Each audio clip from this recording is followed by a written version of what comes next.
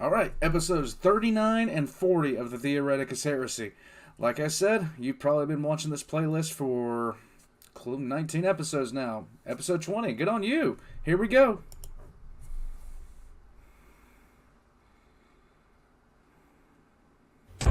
Within the engine room of the Ultramarines flagship, Rabute Gilliman and Conrad Kurz were locked in combat. It ain't gonna last long. Sparks flew as the Primarchs rained blow after blow onto one another, with thunderous clangs, the hissing of their energy weapon fields, and the screeching of tearing metal. Gilman roared in anger as he rained punch after punch onto the Night Lord's Primarch, screaming at him. "Why won't you just die?" he demanded. Conrad Kurz was laughing like a maniac as he slashed with his lightning claws. He had seen his death, and it does not come this day. Gilliman hurled Kurz into the reactor, causing him to bounce off the shielding, landing on the floor with a hard clang. Kurz picked himself up and lunged at Gilliman, slashing wildly, cutting deep into Gilliman's face, bisecting his left eye, causing Gilliman to howl in pain. The Ultramarines Astartes surrounding them raised their weapons at Kurz and began to open fire. Kurz darted out of the way with his unnatural speed before stampeding through the Astartes. Kurz turned back to his brother and smirked. "Another time, brother." He laughed and darted out of the room. I love it. Gilliman ordered Kurz to be killed by any means necessary. The man who brought him Kurz's head would be handsomely rewarded. The ship was rocked with the impact of boarding torpedoes carving their way through the hull. Nice. The torpedoes opened, and the rogue wolves led by Bjorn emerged, taking advantage of the panicked Ultramarines on board. The tide was turning. The Loyalists could actually win. With a crackle of jade energy and a flash of blinding light, the Emperor appeared on board of the War Master's flagship, the Phalanx. The Emperor was alone. The others must have been separated during the teleportation process. There was little time to ponder, however. Rogel Dawn needed to be defeated. The Emperor looked in horror at what the ship was slowly becoming. Eyes blistered out of the now fleshy walls, leering faces and screaming mouths mocked him as he walked through the slick, wet and sickly humid corridors. Traitor Marines and demonic creatures tried to hold him around every corner, but the Emperor reduced them to smouldering remains as he effortlessly cleaved through them with his flaming blade and claw. He slowly and methodically made his way to the bridge of the ship. That's where Rogue Dawn would be. He was sure of it. Angron revved up his chain axes as he walked through the corridors of the ship, like a tiger pacing in a cage. He growled in frustration. He didn't expect to end up alone, but it mattered not. As he made his way through the passageways, he finally found himself on the bridge, and standing before him was his brother, Rogel Dawn. Not Angron. Dawn turned slowly to face Angron. The Gladiator King revved his axes and snarled. He told the War Master that he could not wait to kill him. Rogel Dawn, however, bade Angron to stay his hand. He began to explain his reasoning, and how Angron should join his cause. His legion would be the protectors of a new Imperium, a new empire, and become blessed by the epitome of war, the Blood God himself. Yeah, I don't think so. Angron let out a loud, belly laugh. He told Rogel Dawn that religious ideals were the pathetic beliefs and excuses held by the weak. And Angron wasn't weak. No, he was strong. Stronger than Rogel Dawn ever was.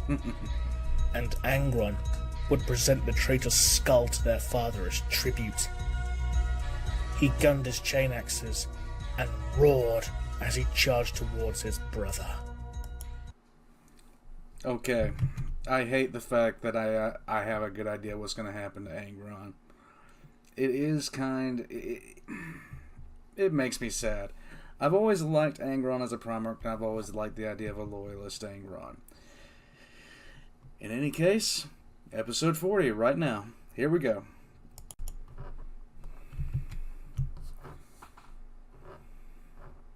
got 6 more episodes for the last Horus little bit here. Lupercal and the few Astartes and Custodes that accompanied him battled their way up through the decks of the Phalanx.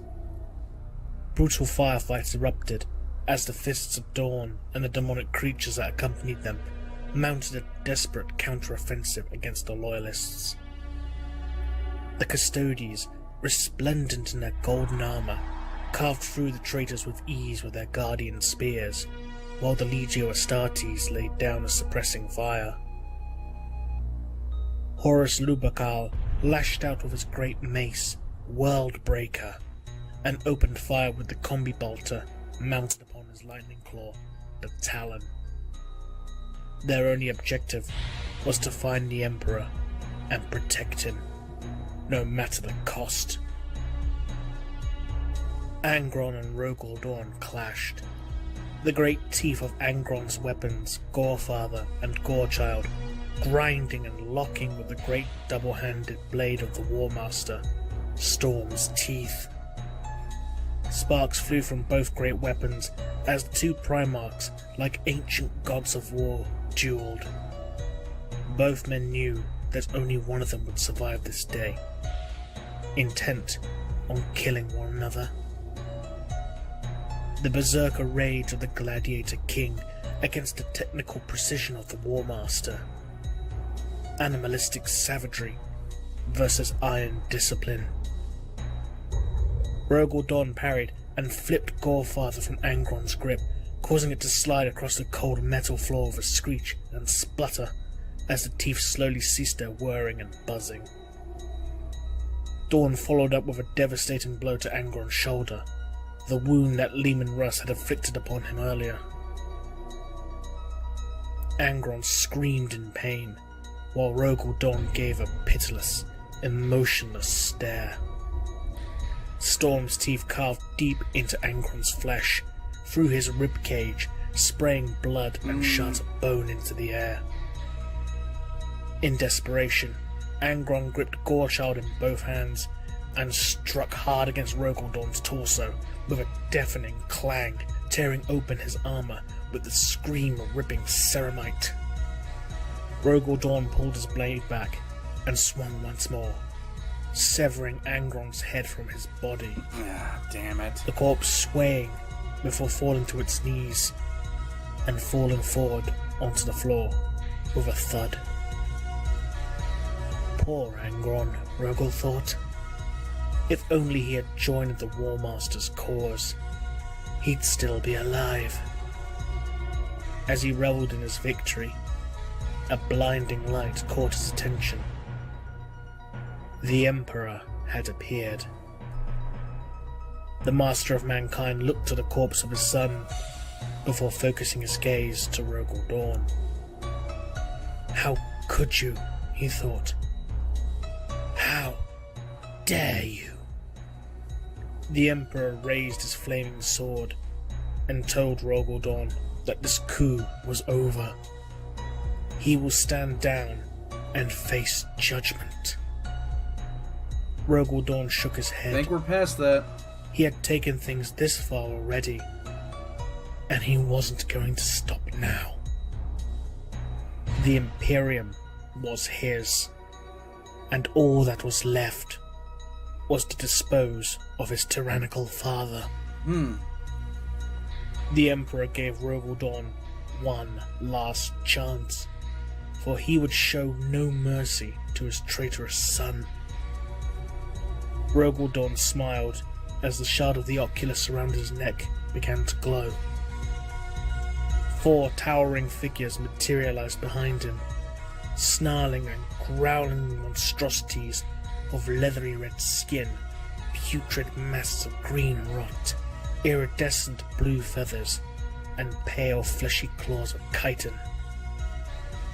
Rogol Dorn told the Emperor that he would not be showing mercy either. The 4 demonic creatures roared and screamed as they launched themselves at the Emperor. Was not expecting that. I also was not expecting, Angron versus Dorn. Dorn was not...